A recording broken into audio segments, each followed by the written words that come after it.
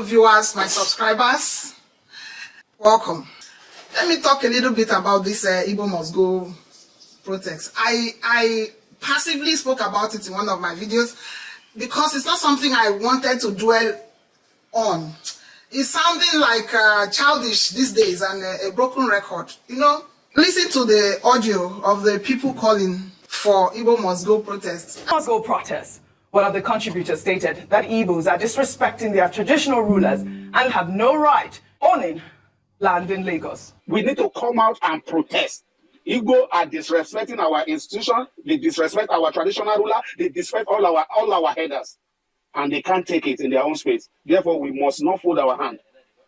I just have to tell everybody this: this protest, Igbo must go, and the scrap of the unitary system is a must, and it's coming, and it's going to be loud. It's going to, whoever that want to die should go and die. It's in our space. This is our heritage. This is the land our father fought for. And we will not allow anybody, no matter how many acres of land you buy, it is our land. And your land, your purchased land have expired time. Therefore, you cannot claim ownership. So thank you, Madam Ajoke. No, this is horrible, condemnable. As if they do it, the Igbos will disappear or enter the ground. One thing is glaring. That person in that audio making that call might not even have a pin in Lagos. That's one thing. That so-called, they call themselves Ronu, so-called Yoruba people, because I believe and I know that it is not all Yorubas that are making this call. They understand how interwoven we have become and how we are a new generation of Nigerians who only want a good country and not just this ethnic bigotry that has kept us bound as a country for decades. And we, this generation that has given birth to the next generation, is not so particular about that stuff because we have seen it as a tool that has been counterproductive. We are who we are. We appreciate our differences. We know where God placed us in the scheme of creation and existence in space and time. And we don't have a problem with it because there are certain things you cannot change. There is this saying that God should give us the wisdom to know the things we can change and the ones we cannot change, and the serenity to accept the difference. Sorry, I don't know if I really put it well, but it's talking about things you cannot change. Out of the things you cannot determine in this life is the family you are born into, which will determine the religion you practice. Most of us that are exposed to Christian religion, Islamic religion, Igbo ethnicity or tribe, and any other one, and Yoruba, Hausa, Ishan, Ishekiri, and many more God has blessed Nigeria with, something that should have been her strength. Many of us have found ourselves in these entities that I mentioned didn't determine it. They just saw themselves. So out of the things you cannot determine is where you find yourself as a child born into a place in time. You also cannot determine many times who your parents are. So if you found yourself as a Yoruba, as Hausa, as Fulani, as Ishekiri, Idoma, Kalabari, mention them.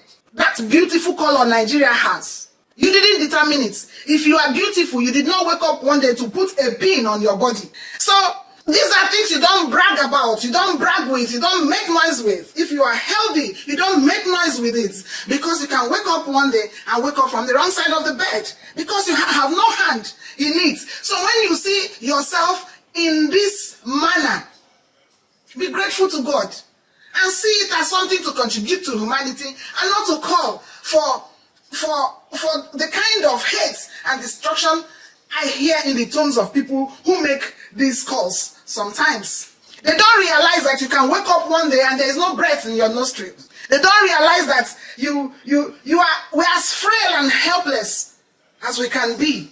So most of those people who come and say, leave our Lagos, Lagos has become a galvanizing point for nationals. A metropolitan state built by every hands on deck. Though there might be people who have contributed largely, it's still not something to glory about because you benefited, I benefited. Humanity lives in us and we have to constantly work for a greater good and not the destruction of the next person. And so that person making that call, you will realize it doesn't even have a pin. in Lagos. So when most people, most Yorubas, the bigoted ones, the ones that have hate in their blood, come to say, leave our state, leave our country, leave our this, it shows the level of ignorance in them. And that is why we will keep educating.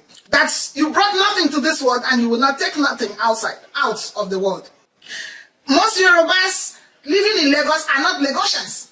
Those ones building clubs like area boys and acting things, many of them are not Lagosians. The president is not a Lagosian.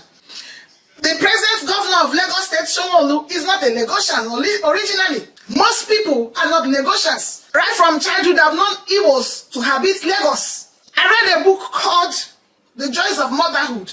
It told the story of a mother who needed a child and sat the tiny memorial and almost jumped into the lagoon.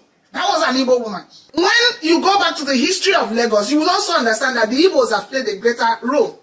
It is the Igbo man that will hire your house and paint it and leave it in good condition more than he met it. It is the Igbo man who will fill the swamps and develop areas that are forgotten. It is the Igbo man that will see a place that is rejected and begin to make it an estate. Invest his millions. The most Republican, egalitarian society that I've ever met are the Igbos. If they mean bad, they won't sink their millions in Lagos State. They developed Lagos largely. These are people that have no strings of this ethnic rubbish in them because they believe in humanity. I'm not trying to eulogize the Igbos. There are still ones among them who have these tendencies. But the typical Igbo man is very progressive in nature, dynamic, accommodating, and very optimistic. So those people that say Igbo must go is an old record that many people don't want to listen to any longer. The Igbo say they don't want to go. They are the ones that are even asking for a country to live a decent life because they have been muddled up in a country where certain people do not want the country, the people of Nigeria, to live a decent life, dignified life.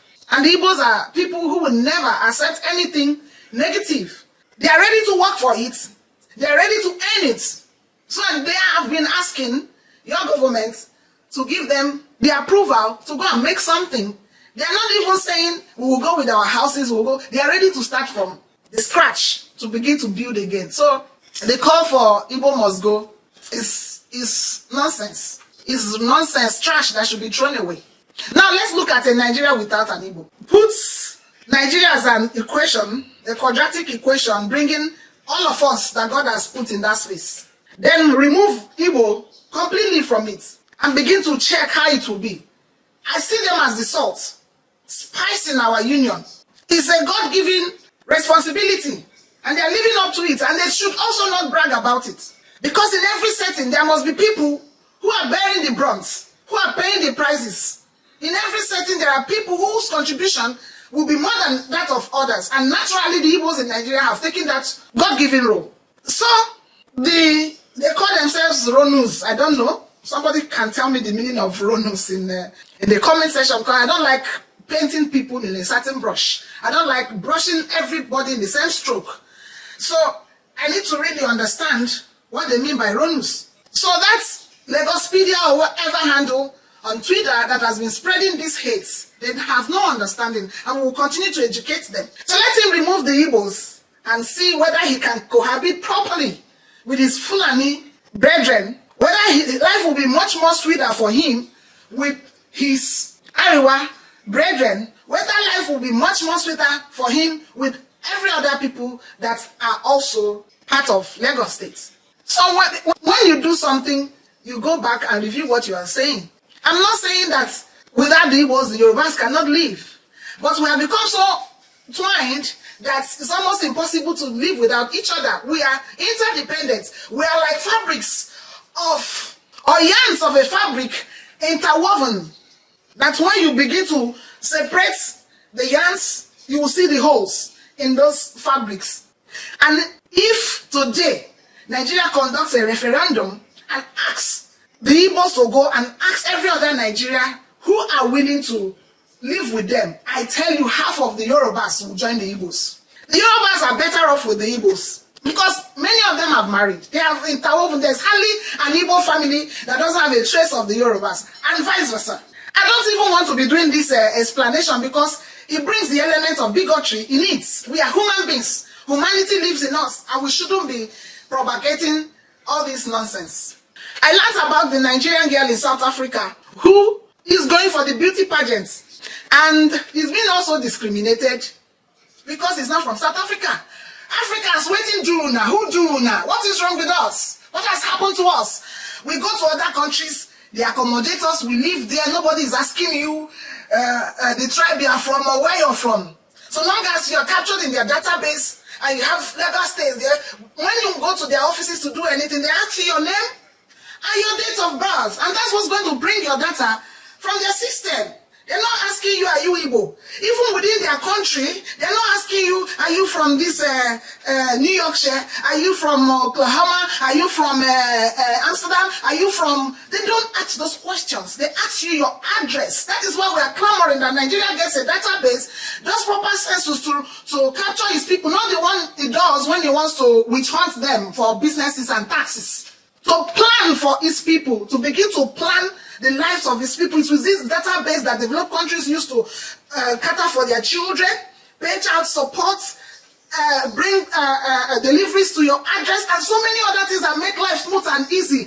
Plan for Google Maps and all those. So Nigeria leaves what it should be doing and is preoccupied with nonsense for ages. So when they ask you this data, they're able to attend to you, your name and your date of birth, linked to your home address.